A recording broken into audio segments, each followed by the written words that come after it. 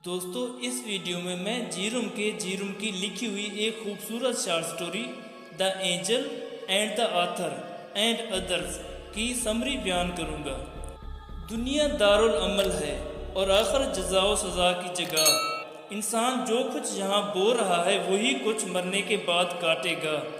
अच्छे काम और नेकी का सिला मिलेगा, बुरे कामों की सज़ा मिलेगी। हम यहाँ गफलत की ज़िंदगी गुजार रहे हैं।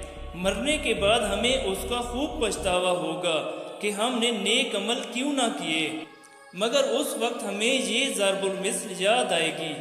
अब पछताए क्या होत जब चिड़ियाँ चुग गई खेत। मुसन्निफ हमें इस सबक में ये दर्स देता है कि हमें ज़िंदगी को बेकार कामों में ज़ाय नहीं करना चाहिए, बल्कि हमें इतनी नेकियां करनी चाहिए जितनी हम कर सकते हैं। मुसन्निफ ख्वाब देखता है कि वो मर गया है और फरिश्ते के साथ आसमान की तरफ उड़ा जा रहा है। मुसन्निफ के जहन में ख्याल गुजरता है कि उसने अपनी सारी ज़िंदगी ज़ाय की है और कोई ख़ास काबिल फ़ख्र नेकी नहीं की, मगर अब वो कुछ नहीं कर सकता। उसके बावजूद वो अपने तई कोशिश करता है कि नेकी के फरिश्ते को अपनी छोटी छोटी नेकियां याद दिलाए कि शायद उन नेकियों से उसकी मग़फ़रत हो जाए।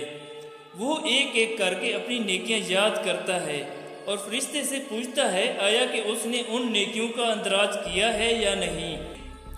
फरिश्ता कहता है कि उसने उसकी तमाम नेकियों का अंदराज किया हुआ है।